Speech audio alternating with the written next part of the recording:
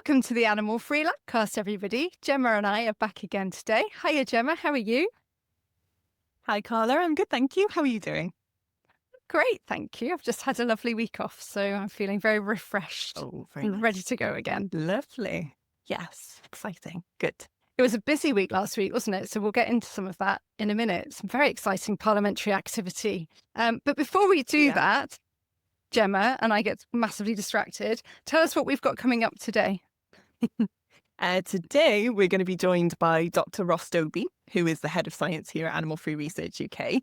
And he is going to tell us all about our newest science initiative, the Centre for Human Specific Research, which we're very excited about. So we're always excited. So there's a reason to be excited. Very exciting. Okay, but before we get very excited by what Ross is going to talk about, tell us about the exciting results of last week's poll. Yeah, so we managed to do it right this time. Thank you so much to everyone who voted. So if you remember, the question was, would you like to see more of our animal replacement centres, or ARCs, around the UK? Yes or no? And 153 people voted, and everybody said yes. So excellent. One another ARC. You know. Yeah, exactly. So keep your eyes peeled for that. But so thank you to everyone for voting on that one. Got there in the end. So, Gemma, as I mentioned, while I was off last week, some very exciting news from Parliament. Tell us what happened. Yeah, absolutely. So, Irene Campbell MP, who is the chair of the APPT, so that's the all-party parliamentary group on phasing out animal experiments and medical research that we support. Irene got the chance to ask a question at Prime Minister's Question Time, where she asked a question calling for an immediate ban on the testing of dogs and also for a firm timeline in ending animal testing. So here's a clip of Irene, and you can also hear the Prime Minister's response. Thank you, Mr. Speaker. In 2024, 2.64 million animals were used in the UK in medical experiments. As chair of the all-party group in phasing out animals in medical research, I think it's important to note that an estimated 92% of drugs fail in human clinical trials, even though they have passed preclinical tests, including animal tests. Innovative non-animal research methods are increasingly available and provide viable alternatives. Whilst I very much welcome our replacing animals in science strategy, for this to be meaningful, a robust implementation timeline must be set. I ask the Prime Minister to consider that we lead the way and start by introducing an immediate ban on the use of dogs in these often horrific experiments. Well, can I thank her for her dedicated work on this? And we are committed to phasing out animal testing wherever possible. Last year's strategy, backed by £75 million, will accelerate new alternative testing methods. Alongside banning puppy farming and introducing stronger standards for zoos, we're ensuring the UK is a world leader in animal welfare. This is just, Keir Starmer could have said a better response, but this is just so exciting to get an actual question asked at PMQs. Like this is an internationally famous thing, PMQs. Yeah. It's very good. We just keep smashing these milestones, don't we? We've been on the BBC One show, we've been on PMQs, correct? What next? Who knows? But that is fantastic. And it's, it's really exciting because it's really difficult for MPs to get these questions. Everybody wants to ask a question to the Prime Minister, of course. And, it might be only once in every few years they actually get one of these opportunities. So also, Irene could have asked that question on absolutely any topic. And the fact that she chose to talk about this is incredible. So really grateful for Irene for her support, as always.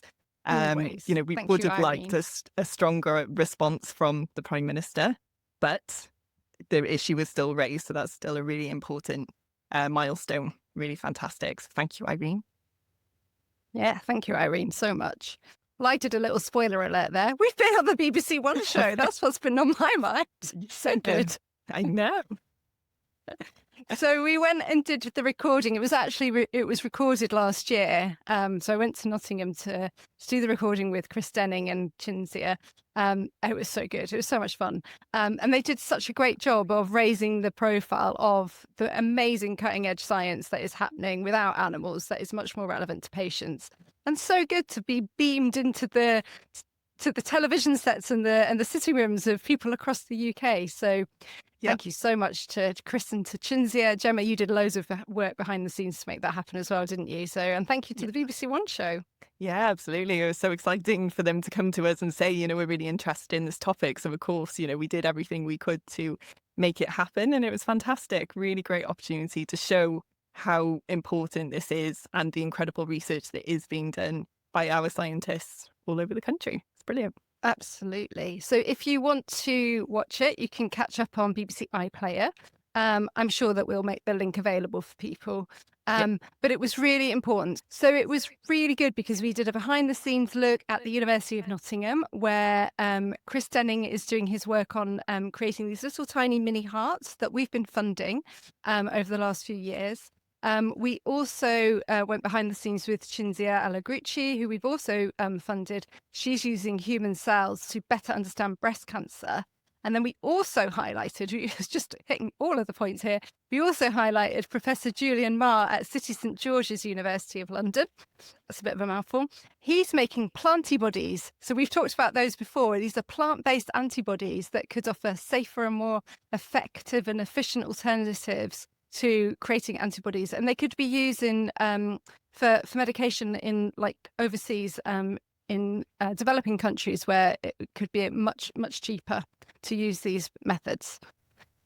So very exciting. So yes, as I said, have a look for it on BBC iPlayer.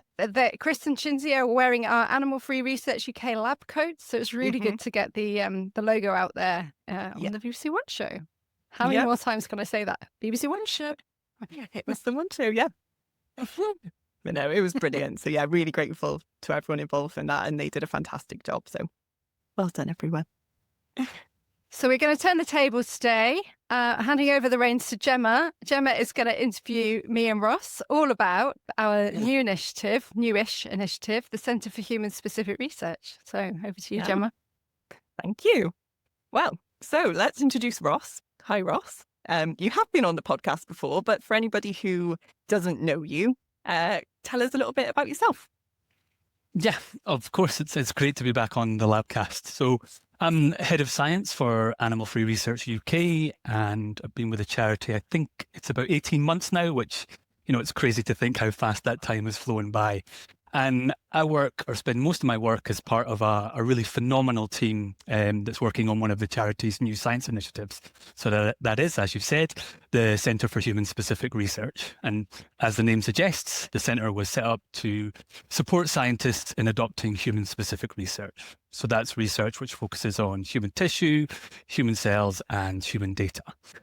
We also support scientists in transitioning away from the use of animal-derived products, which can be used in research. So before joining the charity, I worked a long time in academia, in university labs as first a PhD student and then as a postdoc. And I've also spent time in industry. And during all of that time, I've been really lucky enough to see firsthand these huge advancements that are being made in human-focused methods. And, I'm thrilled to now be in a position that I can support scientists in adopting these methods, and in doing so, play my part in shaping the future of biomedical research. And that's a future which puts humans and not animals at the heart of biomedical research. Now, outside of work, I spent a lot of time thinking about my outside of work, and to be honest, I'm kept really busy by my 3 young sons, who they certainly make life entertaining. And I always say that I've never laughed as hard or smiled as much as I do when I'm around my kids. It makes life full on, sometimes a little bit chaos, but it's a lot of fun. So you've worked in academia and in industry, but what was it that inspired you personally to be involved in animal-free research? As an example, when I was a postdoctoral researcher, so this was after my PhD, I worked in a lab that had access to diseased liver tissue. And this was taken straight from surgery following a transplant. And by studying this tissue, we were able to identify the different cell types that were in that diseased tissue that were responsible for causing the damage and causing the disease. And we could also study how they interacted and they signaled to one another. So this led to a number of really relevant findings, and this included the uncovering of several potential therapeutic targets. And this was all from studying human tissue. And I'm really passionate about human-specific research. I'm passionate about these approaches because I believe it represents the future of biomedical research. And it's a future I want to be part of. It's a future that's better for patients, it's better for animals, and it's better for science. That's brilliant. So you've really seen firsthand through your work the difference that it can make using human-specific methods to find things that we probably couldn't even find using an animal. So brilliant. So let's talk about our new initiative, the Centre for Human-Specific Research, which is a completely animal-free focus that's there to support scientists. So Carla and Ross, tell us a little bit, what was the idea behind creating the Centre for Human-Specific Research and what gap does it fill? So the Centre for Human-Specific Research, so I'll say it again because it's quite a long word or title, Centre for Human-Specific Research. So what that's really doing is providing us with a really good platform to talk directly to scientists like Ross, who have been in academia or maybe they're in industry and they're interested in transitioning away from animal use or the use of animal-derived products. But maybe they need a bit of support with doing that. That might be funding. That's what we've always done for the last 50 years. We've provided funding. But it also might be other things like training or having a welcoming community where you can ask your peers questions, maybe that people have already been through that transition and, have got that expertise that can help to support other people. So that's what the centre does. And why we've called it that is because we really want to have that focus on science. Animal-free is absolutely at the heart of the centre. All of the work that it does is animal-free, but using those words animal-free within the science community can sometimes be a little bit of a barrier. So we wanted to find a way to talk to those scientists that are interested in doing research that is essentially animal-free, but maybe might be a little bit put off by that terminology. And I think this is a really pivotal moment for it. We've been funding this research thanks to amazing people like you that are listening for the last 55 years. But I think the thing that's helped to really gain some traction within the wider arena is the work that we've done on our public affairs. We've just talked about having a question asked at PMQs last week. Herbie's Law has been such a game changer. And we wanted to really find a way that we could reach out to scientists and say, come and be part of this journey, come and help to shape what the future looks like so that it is a better place for humans and animals.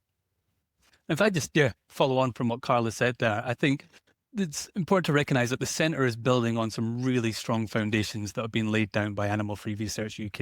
I mean, they had this long history, over 50 years, I think, of supporting scientists and transitioning away from animal research to these human-focused approaches. And the centre just wants to build on that success and bring together and support the scientific community. So that's scientists from academia, scientists from industry, method developers, the ones that are developing the technologies and the methods, and also the product suppliers. And I think together as a community, we can share knowledge, insights, we can share data to really highlight the power and the utility of these approaches and these products. And this will then allow other researchers to make informed decisions about the future of their research. So the methods that they use and the products that they buy. Fantastic. So it's such a good opportunity for researchers to work together and really build a network to support each other and advance their research by working together. It's brilliant. So why is now the right time to launch the centre, Carla? Yeah, I think this is the perfect moment, with the UK government strategy, you've got the FDA strategy, real kind of like pivotal pieces of regulation and legislation across the world. You're really seeing that increasing appetite from scientists. So whilst we may not feel like the government strategy has gone far enough, it's certainly helped to create a really good kind of sense of mood music. And we can see more and more people are interested in, and it's really building some momentum. But what people don't necessarily have is the practical skills and know-how for how do you actually transition away from animals, or how do you make your research more human relevant, more centered on people. So I think that's the thing. We are wanting to help scientists to help patients and animals. Yeah, absolutely. So how do you see the centre helping Animal Free Research UK to achieve our vision for a brighter future without animal testing? I think the centre sits really at the heart of the vision of our vision of a world where animals and humans live healthy, happy lives free from suffering. We're really wanting, as I said before, for scientists to be part of this movement that creates the transition that gives this brighter future for all of us. We talk a lot about the podcast on the podcast about hope for patients, don't we? About how, these cutting edge technologies are providing insights into diseases as it affects humans, which, an animal just can never do because we're not the same. So I think that, our strategy is to speed up that transition, to make that reality for patients, happen sooner. So it really, I think working with universities and working with industries, working with academics, the centre is going to help researchers to replace animals with approaches that really focus on people directly. Yeah, absolutely. So important. So what are the key goals for the centre this year? Both of you, Carla and Ross, what do you think? Oh, I'll let Ross answer that because it's all down to him now. No pressure. Yeah. So, so we have, I think, to break it down, we have three main goals this year, or objectives, and we've really been ambitious. So the first is we want to build that human-specific research community and support them, the one that we've been talking about. And we'll be doing this at both a national and a regional level. So this year we've set ourselves a target of 5 regional communities. It seems like a lot at the moment, throughout the UK. And really, what we offer them is really driven by what their needs are. What are the needs of that region? So it could be in-person events, virtual events, training, funding. And we hope to bring this all together with an online platform that enables the conversation between scientists to continue. And we're making some really nice progress on this. So our first community will be in sunny Scotland, where I'm from. And we've got a launch event in early May. And it's been really amazing, the feedback and the response that we've got since we launched this initiative and we told people about this community. And I've had my whole research career in Scotland, and I know there's a lot of phenomenal human-specific research taking place. So it's really fantastic and kind of special to me that we can support that community. And we've also got the really sort of important angle of our grants and funding opportunities. That's something that we've done a lot in the past, and we will continue to do so. And that's just helping researchers and developing these human-specific methods and that transition away from animal-derived protocols. And our goal this year is to provide additional support to our grant holders. So it's evolving a little bit. And in certain grants, we won't just provide the money, but we'll also be providing knowledge, expertise, and guidance to our grant holders. And this is something that we can do internally with the expertise that we have within the team and the scientists and the charity, but we can also tap into that network and community that we're building to really just make scientists' life a little bit easier when they're going through these processes of developing these protocols and buying in these products.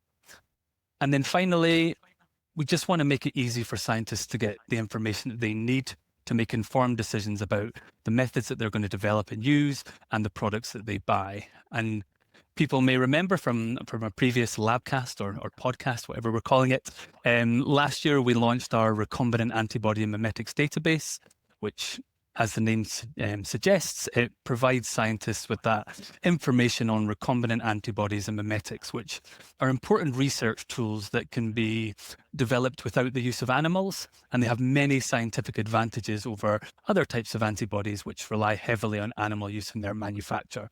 So I'm talking about monoclonal and polyclonal antibodies. And following a really positive response to the launch of the database, the big goal is to make this a go-to resource for researchers. So we're helping them to select high quality, reliable, and ethical reagents. And this ties really nicely into the government strategy, which was released last year, which has that target to replace the use of animal-derived polyclonal antibodies by 2030.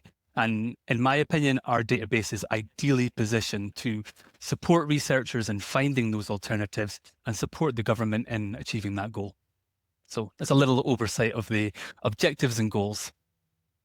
Yeah, well, that's just so exciting to hear all of those different things because it's supporting scientists in all these different ways. So anybody, no matter where they are, kind of on that journey, whether they're thinking about changing something to go animal free or they've already gone, they've replaced animals and they're looking to replace animal products in their work, we've got support either through us, and we can put them together with somebody from our network, or they can attend one of the events and meet somebody in person. You never know what's going to come out of something like that. So it's really about bringing people together and providing that support to just get them on that journey. And it's really exciting.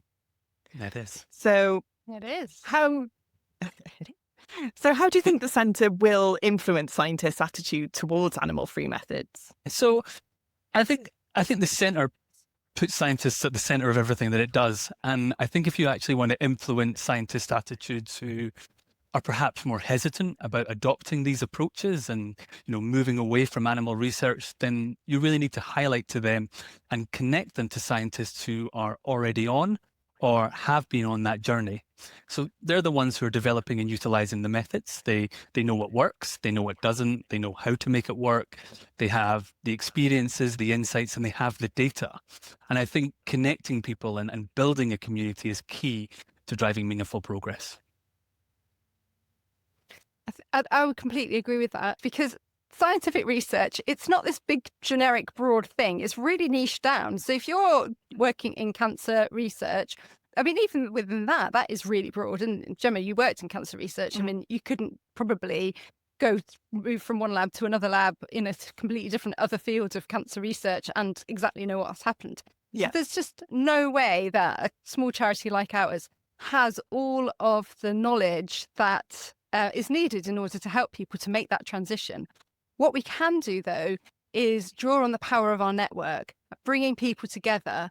We want to have this tenfold impact by reaching more scientists and connecting them with each other and helping and getting them to help each other. That is going to be so much more powerful than, obviously I can't do it, I'm not a scientist, but then you guys, brilliant as you both are, you're just not going to have all of the answers. So I think this is why it's going to influence people and why it's going to have an impact, is because it's scientists talking to scientists.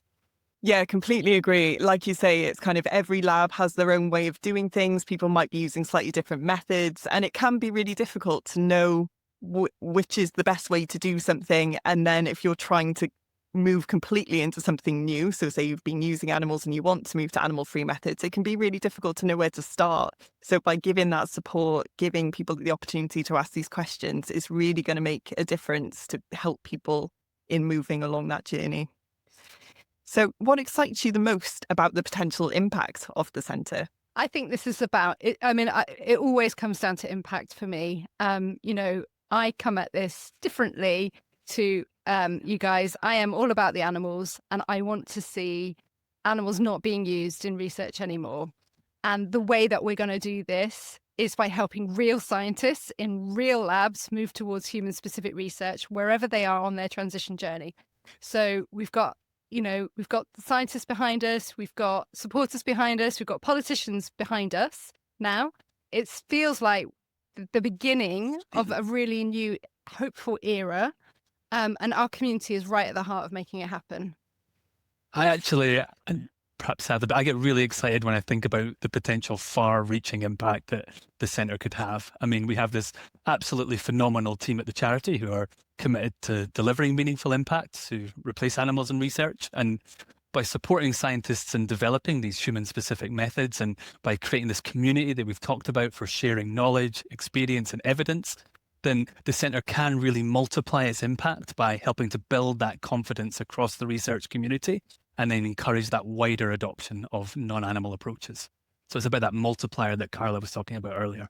Absolutely. It's going to have impact in lots of different areas. And I think it could really be that driving force just to keep this going. Like you say, we've got these things happening in Parliament. We've got, different things happening across the charity, but this is a really huge new area for us. So it's really exciting to see what's going to happen.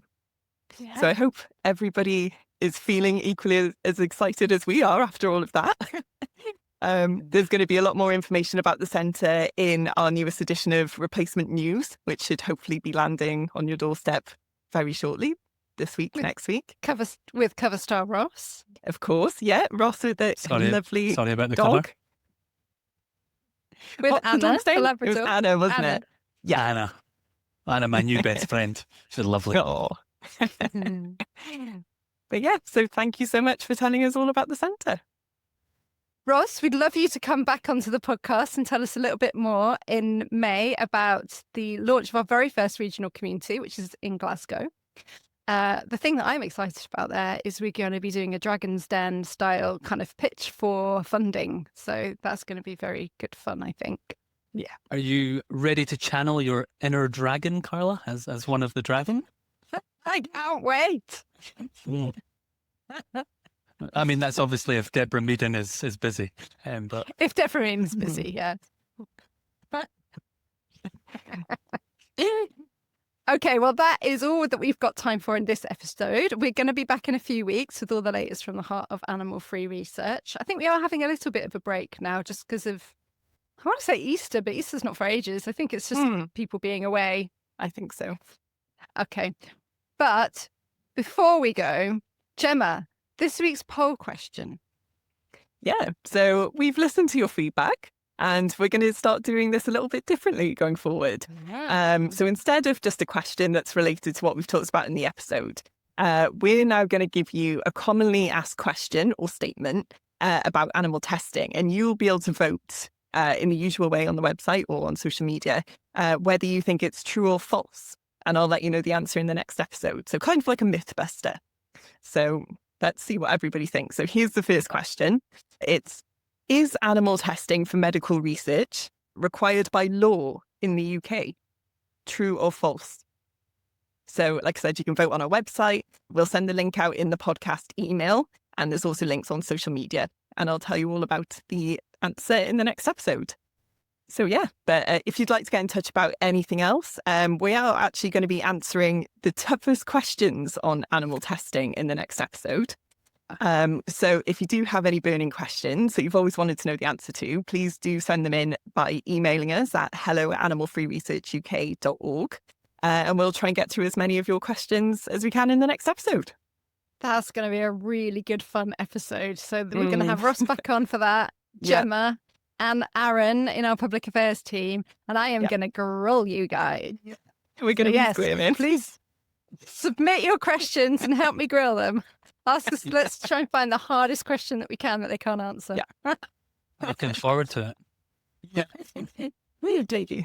All right, Gemma, one last time though, remind us of what the myth is, the myth busting is this week. Yeah, it's animal testing for medical research is required by law in the UK. True or false? Oh, there's Leo.